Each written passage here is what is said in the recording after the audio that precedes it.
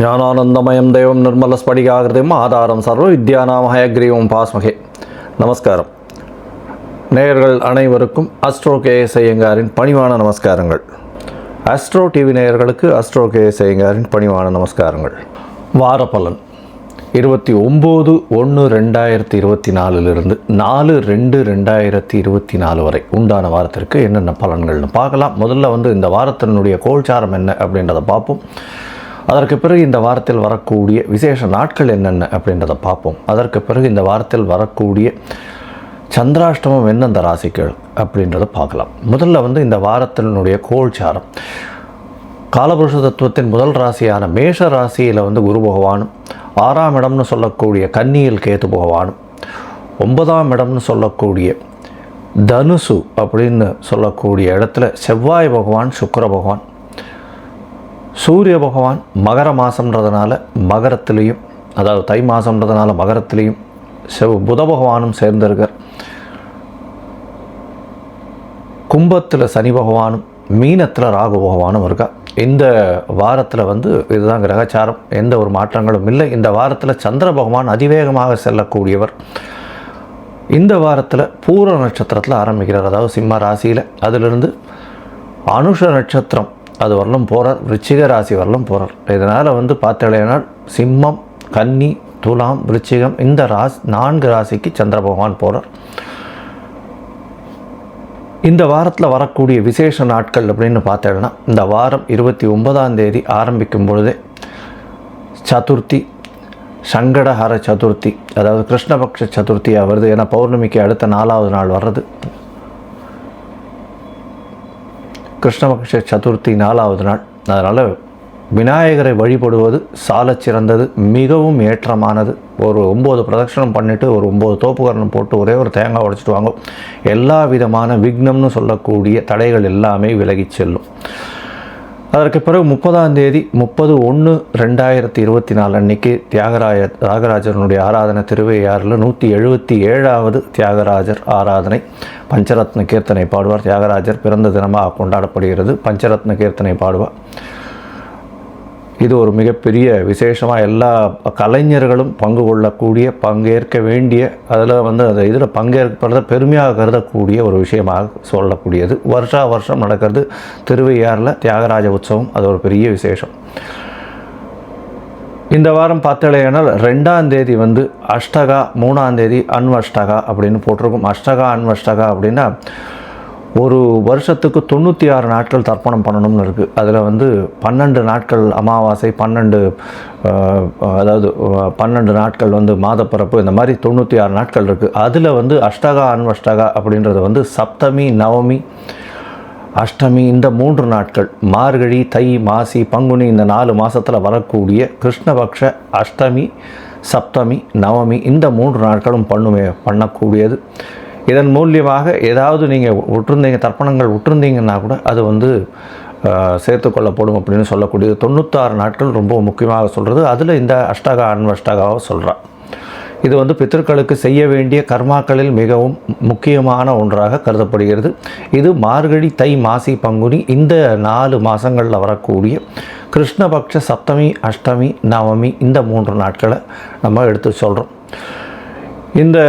இதை தவிர பார்த்தலையானால் இந்த மாதத்தில் 31/1/2024 அன்னைக்கு, 31/1/2024 அன்னைக்கு தை ஹஸ்தம், கூரத்தாழ்வான் பிறந்த தினமாக கொண்டாடப்படுகிறது. கூரத்தாழ்வான் ராமானுஜரோடு இருந்தவர்.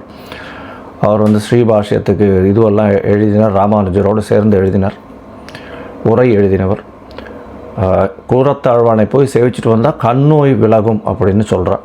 அதனால் கூரத்தாழ்வான் அப்படின்றவர் நிறைய சேவைகள், அதுவும் வைணவர்களுக்கு சேவைகள் நிறைய பண்ணியிருக்கார். வைணவர்களுடைய இதில் பெரிய ஏற்றம் கொடுக்கக்கூடியவர்.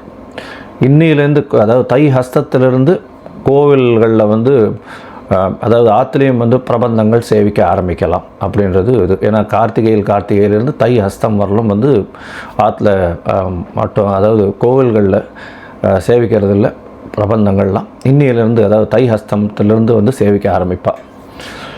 சரி, அடுத்தது பார்த்தோம்னா இந்த வாரத்தில் வரக்கூடிய சந்திராஷ்டமம் எந்தெந்த ராசிக்குன்னு பார்க்கலாம். சந்திராஷ்டமம் வந்து மகரம், கும்பம், மீனம், மேஷம் இந்த 4 ராசிக்காரர்களுக்கும் சந்திராஷ்டமம் இருக்குது. சந்திராஷ்டமம்னா உங்களுடைய பிறந்த ராசியிலிருந்து 8ஆம் இடத்தில் சந்திர பகவான் மறையும் பொழுது, ஏன்னா மதிகாரகன் மறைந்திருக்கக்கூடிய காலகட்டங்களில் மதி மயங்கக்கூடும். அதனால் முடிஞ்ச வரலும் வந்து எந்த ஒரு முடிவும் முக்கியமான முடிவுகளும் இந்த காலகட்டத்தில் எடுக்க வேண்டாம். புதிய முயற்சிகள் வேண்டாம், வெளியூர் வெளிமாநில பிரயாணங்கள் வேண்டாம் அப்படின்றத சொல்கிறேன். ஒருவேளை பண்ண வேண்டிய கட்டாயம் நிர்பந்தம் இருந்ததே ஆனால் நீங்கள் சந்திர பகவானுக்கு உண்டான எளிய பரிகாரம் அப்படின்னு சொல்லக்கூடிய ஒரு 1/2 டம்ளர் பசும்பால் அருகில் இருக்கக்கூடிய சிவன் கோவில்லையோ, இப்போ சதுர்த்தி வேறு வருது, விநாயகர் கோவில்லையோ கொண்டு போய் கொடுத்துட்டு வர்றதன் மூலியமாக சந்திராஷ்டமத்தின் தாக்கம் நிச்சயமாக குறையும் அப்படின்றத சொல்கிறோம். சரி, இந்த வாரம் மேஷம் முதல் மீனம் வரை, அதாவது 29/1/2024 4/2/2024 வரலும் உண்டான நாட்களில் எப்படி இருக்குன்றதை பார்ப்போம். அதுக்கு முன்னாடி என்னுடைய மொபைல் நம்பர் ஸ்க்ரால் ஆகின்றிருக்கு. உங்களுக்கு அஸ்ட்ராலாஜிக்கல் கன்சல்ட் தேவைப்பட்டதுன்னா எனக்கு ஃபோன் பண்ணுங்க. உங்களுடைய பிறந்த தேதி, நேரம், அதை தவிர பிறந்த இடம் கொடுத்தீங்களேனா உங்களுடைய ஜாதகத்தை போட்டு சந்தி வருதா, அதாவது ராசி சந்தியா, நட்சத்திர சந்தி, பாத சந்தி ஏதாவது இருக்கா அப்படின்றத பார்த்து அதற்கேற்றாற் போல் உங்களுடைய ஜாதகத்தை கணித்து அதற்கு பிறகு உங்களுடைய ஜாதகத்தில் இப்பொழுது நடக்கக்கூடிய தசாபுக்தி அந்தரம் சூக்ஷ்மத்தை பார்த்து இப்பொழுது இருக்கக்கூடிய இந்த கோல்சாரத்தையும் வைத்து எந்த பலன்கள் உங்களுக்கு நல்லபடியாக இருக்குது, இப்போ இருக்கக்கூடிய பலன்கள் எப்படி இருக்குன்றதையும் பார்த்து உங்களுக்கு உண்டான எளிய பரிகாரங்கள் என்ன அப்படின்றதையும் சொல்கிறேன். சரி, இப்போ மேஷம் முதல் மீனம் வரை பார்க்கலாம்.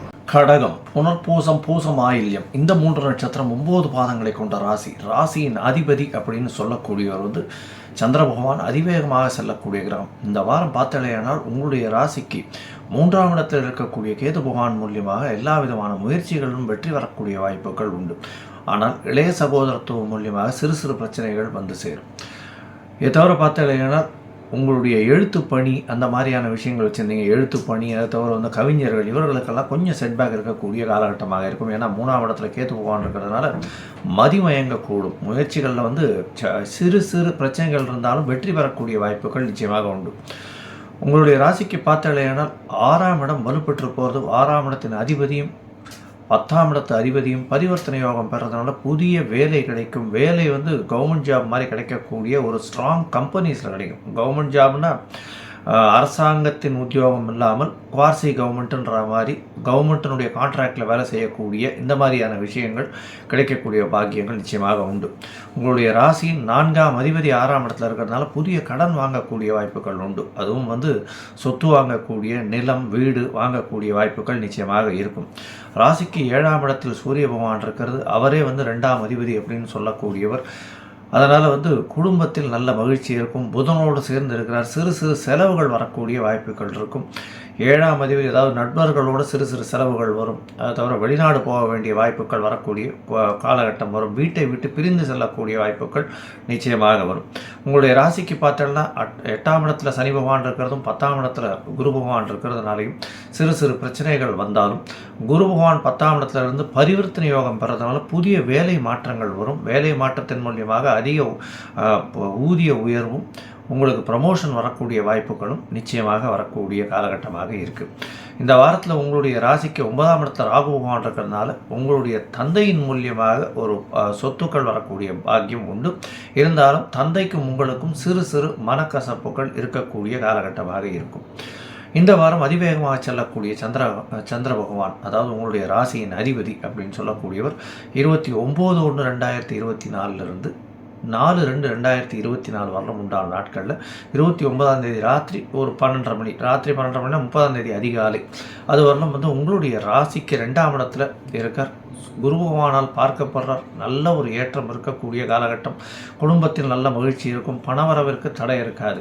உங்களுடைய ராசிக்கு 3ஆம் இடத்துக்கு சந்திர பகவான் போகிறார். கேதுவோட சம்பந்தம். அதனால் புது முயற்சிகளில் கொஞ்சம் ஜாகிரதையாக இருக்கிறது நல்லது. அதை தவிர காதில் வந்து பிரச்சனைகள் வரக்கூடிய வாய்ப்புகள் நிச்சயமாக இருக்கும். கொஞ்சம் ஜாகிரதையாக இருக்கிறது ரொம்பவும் நல்லது. உங்களுடைய ராசிக்கு பார்த்தோன்னா இளைய சகோதரர்கள் மூலியமாக சிறு சிறு பிரச்சனைகள் வரக்கூடிய பாக்கியம் உண்டு. உங்களுடைய ராசிக்கு இந்த எழுத்து பணியில் இருக்கிறவர்களுக்கு பிரச்சனைகள் இருக்கும். 4ஆம் இடத்துக்கு சந்திர பகவான் வந்து இந்த வாரத்தில் 1ஆம் தேதி மத்தியானம், அதாவது ஒரு 1ஆம் தேதி மத்தியானம் ஒரு 11 மணியிலிருந்து 3ஆம் தேதி ராத்திரி ஒரு 8:30 மணி 9 மணி வரணும் இருக்கார். இந்த காலகட்டத்தில் குரு சந்திர யோகம் அமையிறது, கஜகேசர யோகம்னு சொல்லக்கூடியது. இதன் மூலியமாக பெரிய ஏற்றம் கிடைக்கக்கூடிய காலகட்டமாக இருக்கும். ஏன்னா உங்களுடைய ராசிக்கு 9ஆம் அதிபதியே 10ஆம் இடத்துல இருக்கிறதும், அவரே வந்து ஒரு 4ஆம் இடத்தை பார்க்கறதுனால புதிய வீடு முறை வாங்கக்கூடிய பாக்கியம் நிச்சயமாக வரும். ஏன்னா 4ஆம் அதிபதியும் பார்க்குறார், 4ஆம் இடத்துல ராசியின் அதிபதியும் பார்க்குறார். உங்களுடைய தீர்க்கமான சிந்தனையும் எண்ணங்களும் நிச்சயமாக நிறைவேறக்கூடிய காலகட்டமாக இந்த வாரம் அமைகிறது.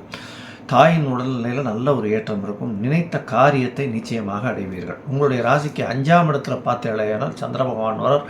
அது வந்து 3ஆம் தேதி மாலை ஒரு 8 மணியிலிருந்து 6ஆம் தேதி அதிகாலை ஒரு 3:30 மணி வரலும் இருக்கார். இந்த காலகட்டத்தில் பார்த்தேன்னா உங்களுக்கு பெரிய ஏற்றம் கிடைக்கும். 5ஆம் இடத்துல சந்திர பகவான் இருக்கிறதும், ராசியின் அதிபதியே வந்து 5ஆம் இடத்துல இருக்கிறது பெரிய விசேஷம். இதன் மூலியமாக பார்த்தோன்னா உங்களுக்கு எல்லா விதமான வெற்றிகளும் வந்து சேரக்கூடிய காலகட்டமாக இந்த வாரம் அமையிறது. இந்த வாரத்தில் உங்களுக்கு எந்த ஒரு ஏற்றங்களும் நிச்சயமாக வரக்கூடிய காலகட்டம். அதுவும் வந்து இந்த விளைநிலங்கள், விளை பொருட்கள், அதாவது இந்த எளிதில் அழுகக்கூடிய பொருட்கள்னு சொல்லக்கூடிய காய்கறி, கீரை, இந்த மாதிரியான பொருட்கள் வந்து விற்கக்கூடியவாளுக்கெல்லாம் பெரிய ஏற்றம் கிடைக்கக்கூடிய காலகட்டமாக இந்த வாரம் அமையிறது. இந்த வாரத்தில் பார்த்தோம்னா அதிவேகமாக செல்லக்கூடிய, அதாவது இந்த கார் டிரைவர்ஸு, பஸ் டிரைவர்ஸு, இவங்கெல்லாம் வேகமாக வண்டி வாகனங்கள் ஓட்டுறவங்க, அதை தவிர வந்து இந்த ஸ்விக்கி, இந்த சாப்பாடு கேரி பண்ணி கொண்டு போய் கொடுக்குறவங்க, இவங்களுக்கெல்லாம் பெரிய ஏற்றமான வாரமாக இந்த வாரம் இருக்குது. தண்ணீர் இது அந்த வாட்டர் கேன் போடுறவங்க, தண்ணீர் போர்வெல் போடுறவங்க, இவங்களுக்கெல்லாம் வந்து பெரிய ஏற்றம் கிடைக்கக்கூடிய வாரமாக இந்த வாரம் வருது. மொத்தத்தில் இந்த வாரத்தில் அருகில் இருக்கக்கூடிய நெல்லையப்பர் கோவில், திருநெல்வேலி நெல்லையப்பர் கோவிலுக்கு போயிட்டு வாங்க. உங்களுக்கு எல்லா விதமான ஏற்றங்களும் மாற்றங்களும் இந்த வாரம் கடகராசிக்காரர்களுக்கு வந்து சேரும்.